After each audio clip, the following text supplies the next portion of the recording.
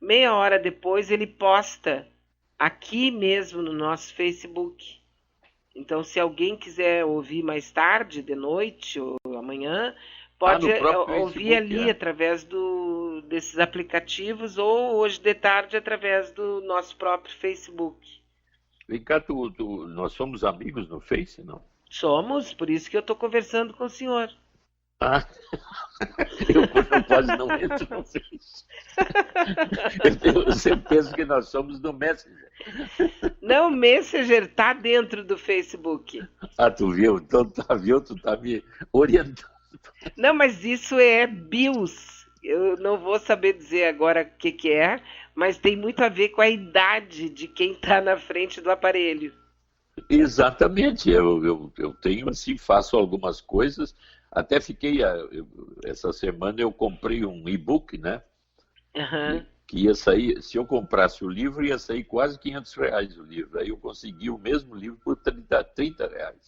Ah, coitado E do aí eu autor. espelhei o meu celular na televisão, na Smart, Aham.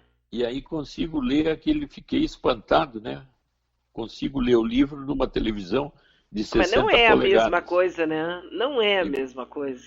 Não tem nada como. Eu, por exemplo, estou lendo um livro que tem 500 páginas. Sim. O nome do livro é Roberto Marinho, O Poder Está no Ar, do Leonôncio Nossa, que é o autor. Eu estou impressionada com as histórias que eu estou lendo, tá? Do Roberto Marinho e de todas as pessoas em torno dele, mas aquele ato de mexer no livro, de fechar, de marcar a página, aquele negócio do livro é uma coisa tão íntima, né? Que ler num aparelho assim não é a mesma coisa. Eu achei assim que ficou, no sentido de surpresa para mim, aquela página enorme ali assim, e Sim, eu podendo ler sentado aqui, né? sim, E também pela diferença de preço, né, do claro. livro físico. Mas tu tem razão, a gente viveu acostumado ao livro físico, né? Uhum. Não ao Aliás, livro virtual. aliás, claro, nós da nossa geração é difícil a gente querer largar o livro, aquele livro, né? Aquele. Eu acho difícil, difícil mesmo, dependendo do que eu vou ler, tem que ser mesmo no livro. Mas uma coisa que eu queria contar para vocês que eu soube ali, né? A Glória Hum, Maria, aquela repórter da Rede Globo, ela foi sim. casada com um dos filhos do Roberto Marinho, lá no passado. Ah, foi, é? Foi. Ela é ex-esposa de um dos filhos do Roberto Marinho. Até hoje ela ainda circula na família e tal. Ah, eu não Que sabia. foi porque o Roberto Marinho é mulato. Era mulato. Descendência Negra. da mãe dele de negra. E então ele sofria preconceito e sofreu até o último dia da vida dele. O Brizola, por exemplo, chamava ele de aquele negrinho, o mulato, só para irritar, né? Para irritar. Ah, o Então ele, Brizola chamava ele assim mesmo. sim, era um negócio para humilhar o cara, né?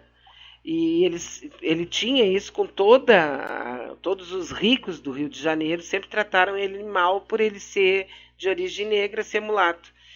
E o filho dele apresentou a Glória Maria, uma negra, e na época muita gente perguntou o que será que ele vai fazer. Ele aceitou muito bem, ela sempre se deu super bem com eles e tal. E é um fato que eu sei que muita gente não sabe, não conhece, É, né? a Glória Maria, né? A Glória Maria Isso. foi esposa, foi companheira de um dos filhos dele durante um bom tempo. Ah, Então, o é. nosso WhatsApp está liberado para você mandar uma pergunta, uma manifestação, né, que queira aqui para o nosso bate-papo. É o 982877340. 986, não é 82, 986877340. Tá aqui, né? É isso aí. Aqui o Ricardo está me dizendo que não necessariamente tenho amigos no Messenger que não são dependentes de ter perfil no Facebook. Bom, mas o meu Messenger só Está no converso com os Face. amigos do Facebook. Então esse outro Messenger aí é primo, não conheço. Não é, você pode perguntar então, 986877340. E a Lúcia Santos está nos mandando uma mensagem de voz. Vamos ouvi-la? Vamos. Bom dia, Beatriz. Eu tenho os dois pezinhos sujos. Eu entendi o que tu quis dizer, não fica aí te desculpando o tempo todo, porque esse é um hábito muito ruim. É como as pessoas dizem assim, bah, mas tem uma asa, hein? Aquela asa ardida de negão. Isso, sabe, infelizmente, né, Beatriz, é uma coisa que vai demorar muitos anos, querida, pra gente tirar da nossa, do nosso convívio, entende? Porque isso foi uma coisa que, assim, a gente nasceu com isso. É como a minha mãe dizia assim, ó, ah, tu, tu te cuida, porque no nego tudo aparece. Eu, como assim? Por quê, mãe? Criança, não entendia, né? A cor preta tudo pega. Então eu me criei com isso, entende? Então, até um certo tempo eu fui meio recalcada. Para te ter uma ideia, uma das gurias do 247, a Gisela, me ofereceu disse, tem uma amiga que vai ir para aí e ela te dá uma carona. Tu acredita, Beatriz, que eu tava com vergonha, porque, pô, eu trabalho em casa de família e coisa e tal. Eu já comecei a me diminuir antes da pessoa chegar. Tu acredita nisso? Aí eu me dei por conta e disse, mas que é isso, Lúcia? Que é isso? Tu é uma trabalhadora, qual é o problema? Entende? Mas é Porque isso. aquilo já tá lá dentro de mim, sabe? Na minha alma, porque quando eu saio na rua, porque quando eu fui comprar um carro, que eu te falei, né? Quando eu fui comprar o carro, o vendedor não quis me vender o carro, fez aquele fiasco todo por causa que eu era empregada doméstica. Só que assim, o dinheiro da entrada e o outro carro era meu. Mas tá, isso é uma outra questão. Mas não fica te culpando, meu amor. Na minha família tem uma pessoa que disse assim, ó, casei com branco para melhorar a raça. Então, para te ter uma ideia, né? As coisas vão por aí, mas muitas coisas vão mudar. Nós temos a Caroline aí, que é toda orgulhosa de ser negra, né? E de estar na universidade. Eu tenho muito orgulho do meu marido, que é bem negro. Tenho orgulho dos meus amigos, como o Jorge. O Jorge um dia disse assim para mim, Lúcia, se eu vou cantar alguma coisa, já olham para mim, como eu sou negão, vou cantar samba. Não, eu canto muito bem qualquer outras músicas. E sabe, é essas pessoas aí que nos vão nos ensinando todos os dias. Uhum. Eu só imagino. Eu dei risada aqui, Beatriz. Eu só imagino o choque que tu teve quando tu te deu por conta do que tu disse. Mas, meu amor, não te preocupa, não. Eu sou uma negra que entendo muito bem isso e sei o quanto a gente tem que mudar e sei da nossa luta, da tua luta para mudar isso e sei que tu não tens preconceito. Então, isso me vale muito, tá? Não fica aí te espero que outros ouvintes negros pensam como eu também, e tenho essa certeza, e eu dou essa certeza que a minha mestra querida Beatriz Fagundes não tem isso. Foi só uma maneira que a gente tem errada de todos os dias se comunicar quando se fala em relação a isso, porque isso realmente está em nós. Eu, como negra, já falei isso, já disse isso, já até coloquei que o negro tem que estar mais bonito. Tanto que eu sou uma pessoa que eu uso salto sempre quando eu venho trabalhar e talvez esteja aí um pouco do meu recalque. Bom dia para nós e me diga aí, doutor Maia, o que o senhor acha? Se mais ou menos o que eu falei é o que realmente, né, que já está inserido em nós isso, assim, a gente não consegue se largar dessa porcaria aí, tá? Um grande abraço para vocês. Um abraço. Abraço. Não, tu vê, a Lúcia mostra bem o que esse outro que estava indignado deveria manter e fazer.